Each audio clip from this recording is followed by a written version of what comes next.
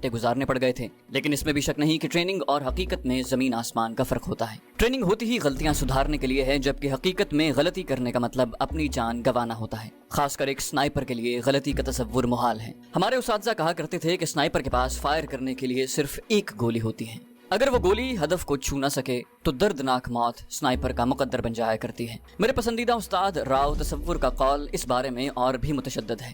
ان کے مطابق سنائپر کے پاس فائر کرنے کے لیے 2 گولیاں ہوتی ہیں، پہلی گولی ہدف کے لیے، اور اگر وہ خطا ہو جائے تو دوسری گولی اپنے لیے، کیونکہ دشمن کے ہاتھ آنے کا مطلب زندہ درگور ہونا ہوتا ہے۔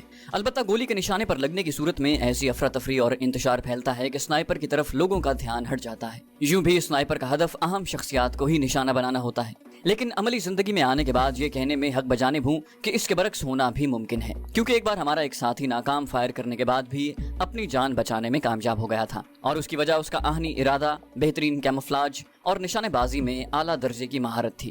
گو اصل ہدف خوش قسمتی سے بچ گیا تھا، مگر اس کے 8-9 محافظ ہمارے سنائپر نے چن چن کر مار ڈالے تھے۔ مجبوراً دشمن کو سنائپر پکڑنے سے زیادہ اپنی جان بچانے کی فکر ہوئی اور وہ مزید کمک کی تلاش میں میدان چھوڑ کر بھاگ گئے۔ ان کی واپسی تک ہمارا ساتھی وہاں سے غائب ہو چکا تھا۔ در حقیقت ایک سنائپر کو نشانہ بازی میں مہارت کے ساتھ ذہنی طور پر بھی چاق و چوبند اور ہوشیار ہونا چاہیے، تاکہ حالات کے مطابق بہتر فیصلہ کر سکے۔ اس کے ساتھ اسے چھپنے کی جگہ کا چناؤ کرتے وقت وہاں سے فرار ہونے کے رستوں کو بھی نگاہ میں رکھنا چاہیے کہ کسی بھی ناگہانی صورتحال میں وہاں سے بھاگ کر اپنی جان بچا سکے۔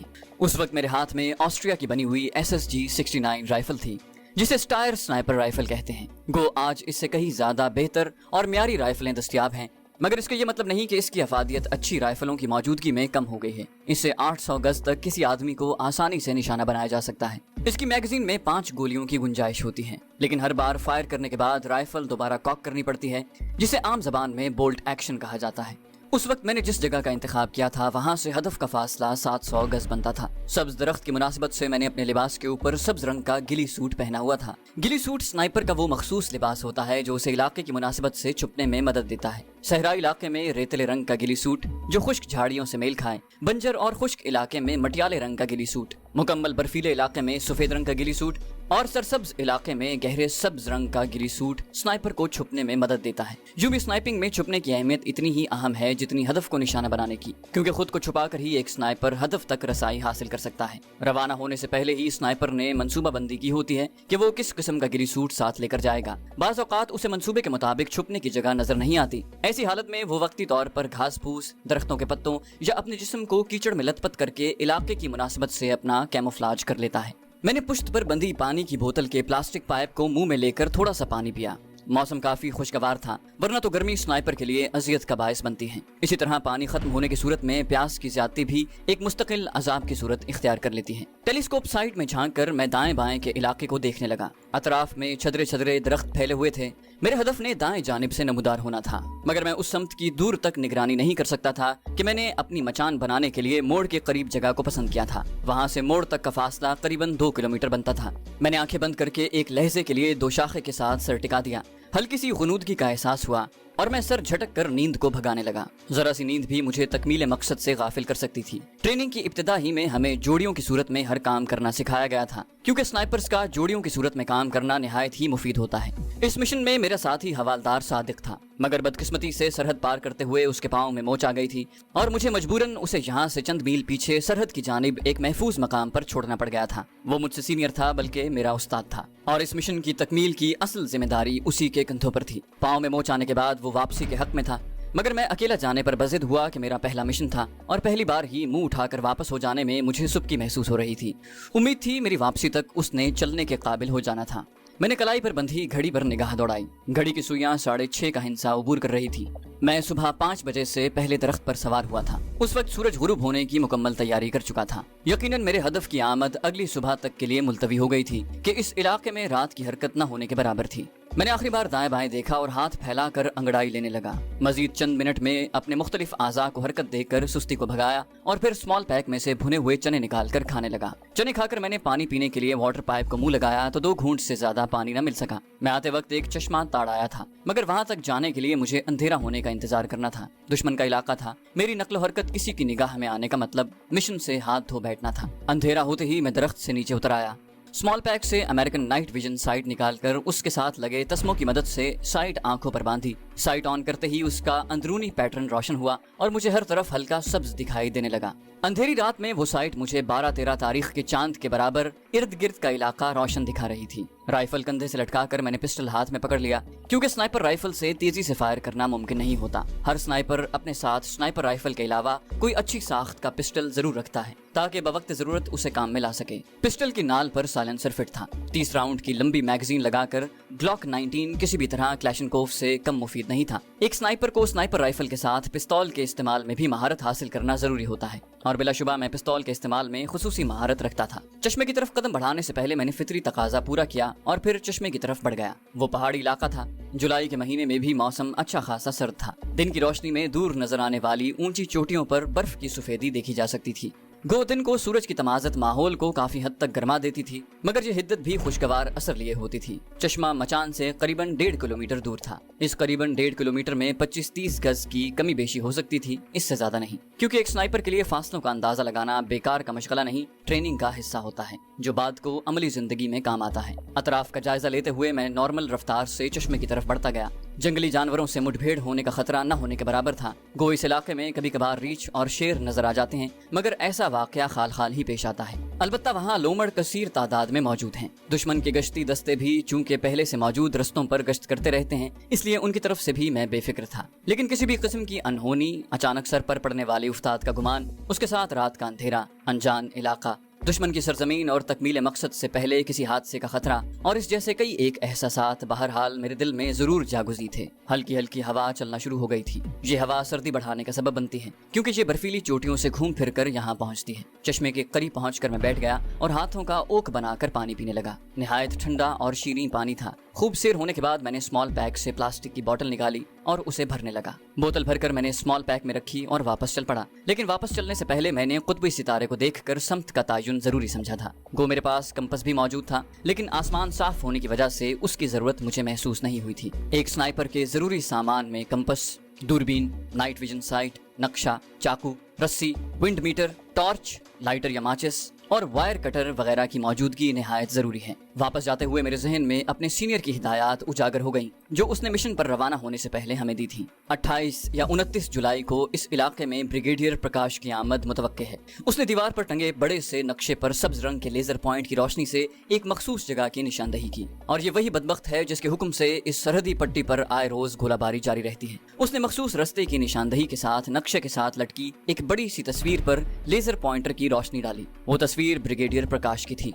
हमारे सीनियर की गुफ्तगू जारी रही। सरहद के सुकून को तहबाला कर दिया है खबीस ने। गो इस बेमकसद गोलाबारी से सरहदी इलाके के मजलूम शहरी ही बेसुकून रहते हैं, बल्कि कई एक के जख्मी और जांबाहक होने की खबरें भी तवातुर से मिलती रहती हैं। इसलिए ऐसे शरपसंद जो अमन मुआहिदे को खातिर में लाए बगैर अपनी कार्रवाइयां जारी रखें, जिंदा रहने का हक खो देते हैं। ये ऐसा खबीस शख्स है कि इसकी अपनी सिपाह इससे सख्त नाला है। इसे यहाँ तायुनात हुए 4 माह होने को हैं, और इन 4 माह में शायद ही कोई दिन ऐसा गुजरा हो जब इसके हुक्म से दुश्मन की तोपें खामोश हुई हों। अब हमें बावसूख जराए से खबर मिली है कि ये अगले मोर्चों के मुआयने के लिए इन 2 तारीखों में आने वाला है। यकीनन इस बदबख्त ने कोई नई शरारत सोचनी है। हम इसकी शरारतों से खौफजदा नहीं, लेकिन शरारत करने वाले का सद्देबाब अगर मुमकिन हो तो सुस्ती नहीं करनी चाहिए। और सादिक, आप सीनियर हैं, इससे पहले भी कई बार सरहद पार जाकर कामयाबी से हमकिनार हो चुके हैं, जबकि राजा ज़ीशान हैदर पहली मर्तबा किसी मिशन पर जा रहा है। इसे अच्छी तरह समझाना ताकि आइंदा ये भी आपकी तरह एक अच्छे स्नाइपर के तौर पर सामने आ सके। यूं भी ये आपका होनहार शागिर्द है, और ज़ीशान, आप खुशकिस्मत हैं कि पहला मिशन अपने उस्ताद की ज़ेरे निगरानी पूरा करोगे।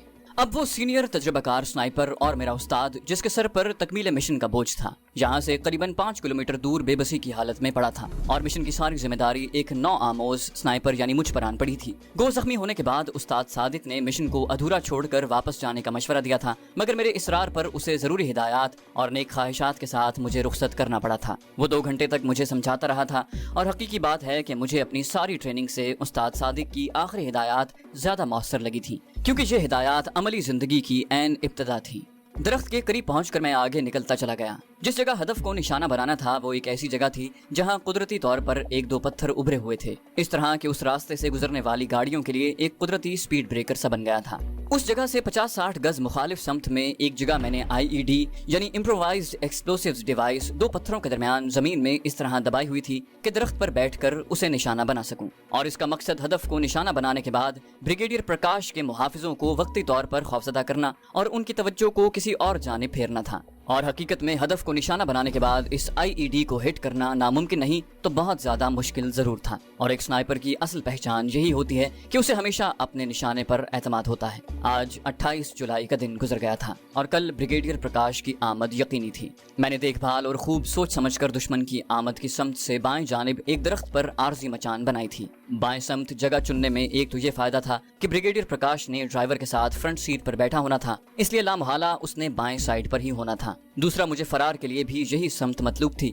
इस जानिब दरख्त भी कुछ ज्यादा थे। IED के ठीक लगा होने का इत्मीनान करके मैं वापस दरख्त के पास आया और मचान में लेटकर सो गया। खुद को रस्से से बांधना मैं नहीं भूला था, वरना दूसरी सूरत में नीचे गिरकर मैं जख्मी या हलाक हो सकता था। सारे दिन की थकन और बेआरामी के बावजूद मैं रात को अच्छी तरह नहीं सो सका था। बार बार आंख खुल जाती थी। एक बार तो सीटी की आवाज सुनकर मैं बेसाख्ता चौंक उठा और दोबारा सीटी बजने पर मेरे होंठों पर मुस्कुराहट दौड़ गई थी, क्योंकि गुनूदगी भागते ही मैंने आवाज को पहचान लिया था।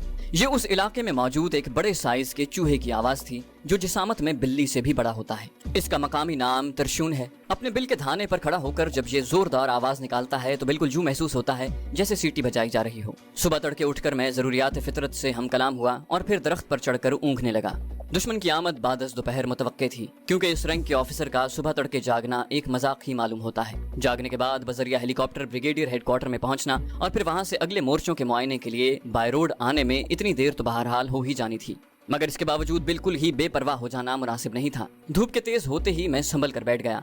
वक्फे वक्फे से मैं दूरबीन के जरिए इर्द गिर्द के इलाके का जायजा भी ले लेता था। जो ही सूरज ने निस्फ सफर तय किया, मतलूबा समत से एक जीप नमूदार हुई। मैंने दूरबीन आंखों से लगा ली। जीप का नजारा बिल्कुल करीब हो गया था। फ्रंट सीट पर बैठे हुए दोनों जवानों की शक्ल ब्रिगेडियर प्रकाश से बिल्कुल मेल नहीं खाती थी। थोड़ा मजीद नजदीक आने पर उनके रैंक भी नजर आने लगे थे। ड्राइवर के साथ दरमियानी रैंक का एक आदमी बैठा था, जबकि अकबी जानिब 3 आदमी क्लैशनकोफों से लैस खड़े थे। जीप सुस्त रफ्तारी से चल रही थी। यकीनन ये ब्रिगेडियर प्रकाश के आने से पहले रस्ते की देखभाल कर रहे थे। मेरे तने हुए आसाब ढीले पड़ गए थे। वो इसी सुस्त रफ्तारी से उस कच्चे रस्ते पर से गुजरते चले गए। मुझे यकीन था कि इंतजार की घड़ियां खत्म होने को हैं। अपने कैमोफ्लाज का बगौर जायजा लेकर मैं ब्रिगेडियर प्रकाश के इस्तकबाल के लिए तैयार हो गया। घुटनों पर रखी राइफल मैंने हाथों में थाम ली थी। टेलीस्कोप साइट के सामने और अकबी तरफ के ग्लास कवर उतार कर मैंने मोड़ की समत शिस्त बांध ली। साइट के अंदर 3 गहरी स्याह लकीरें नजर आ रही थी। 2 लकीरें दाएं बाएं से दरमियान की तरफ आ रही थी और एक कदरे मोटी लकीर थी जो नीचे से ऊपर की जानिब उठकर जा रही थी। ये लकीर नीचे से मोटी थी और इसका ऊपरी सिरा बिल्कुल बारीक था। तीनों लकीरें दरमियान से जरा पहले खत्म हो जाती थी। अगर नीचे वाली लकीर को ऊपर की तरफ मुकम्मल उठा दिया जाता तो साइट के अंदर बड़ा सा जमा का निशान बन जाता। इसी उमूदी लकीर का ऊपरी सिरा मेरा शिस्ती नुक्ता था, यानी टारगेट पॉइंट। दुश्मन की गश्ती जीप को गुजरे घंटा गुजरा होगा। एकदम मोड़ से 3 गाड़ियां नमदार हुई। 2 खुली छत की जीपें और दरमियान में छत वाली टोयोटा जीप। दरमियानी रफ्तार से चलते हुए तीनों गाड़ियों ने किलोमीटर भर का फासला तय किया था कि अचानक मुझे टोयोटा जीप के शीशों का काला रंग नजर आया। मेरा दिल बैठने लगा। हदफ को मैंने साइड से निशाना बनाना था और काले शीशों की वजह से हदफ का नजर आना बिल्कुल नामुमकिन था। इसका एक हल तो यही था कि मैं सामने से जीप को निशाना बनाता, मगर ऐसी सूरत में हदफ का फासला मुझसे बढ़ जाता, जिसके बायस दुरुस्त निशाना लगाना मुमकिन नहीं था।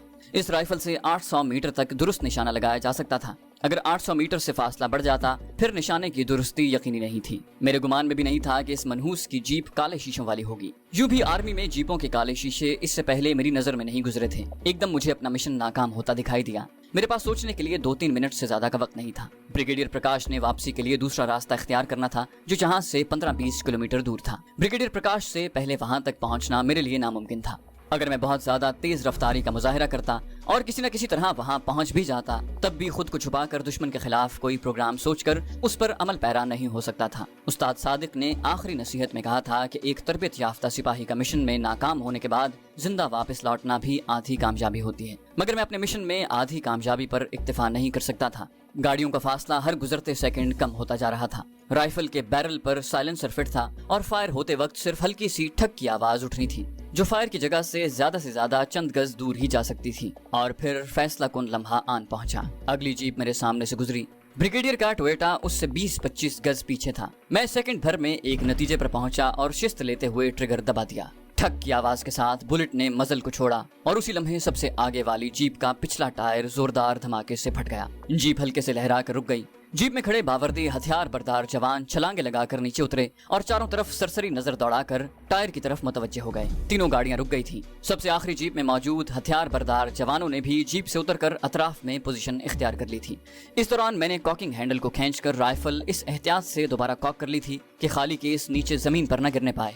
पथरीली जमीन पर तांबे का केस अच्छी खासी आवाज पैदा कर सकता था। अगली जीप के ड्राइवर ने जीप की अकबी तरफ बंधा फालतू टायर खोलना शुरू कर दिया था। उस वक्त मेरी दुआएं रंग लाईं और मेरी तरकीब को कामयाबी की झलक नजर आई। ब्रिगेडियर प्रकाश ने अपनी जानिब का शीशा नीचे करके सर बाहर निकाला। शायद वो अगली जीप वालों को कोई हिदायत देने वाला था या खाली एक नजर बाहर देखना चाहता था। मुझे उसके इरादे से कोई गरज नहीं थी। शीशे के नीचे होते ही मेरी उंगली ने एक झटके से ट्रिगर की आजादाना हरकत को पूरा करते हुए मुकम्मल ट्रिगर दबा दिया। सर में लगने वाली गोली चीखने का मौका नहीं देती। ताकतवर बुलेट ने उसका आधा सर उड़ा दिया था। ड्राइवर बुलंद आवाज में चीखा और जीप का दरवाजा खोलकर बाहर निकला। बाकी सब भी उस तरफ मुतवज्जे हो गए। मैंने उनसे नजर हटाकर एक बार फिर राइफल कॉक की और आईईडी की जगह पर शिस्त बांधकर तीसरी गोली फायर कर दी। कान फाड़ देने वाला धमाका हुआ। उसी वक्त तमाम हथियार बरदारों ने अचानक फायर खोल दिए। क्लैशनकोफों की फायर की तड़तड़ाहट से माहौल गूंज उठा था। क्योंकि किसी को अभी तक मेरे छुपने की जगह के बारे में मालूम नहीं हुआ था, इसलिए वो चारों तरफ गोलियां बरसा रहे थे।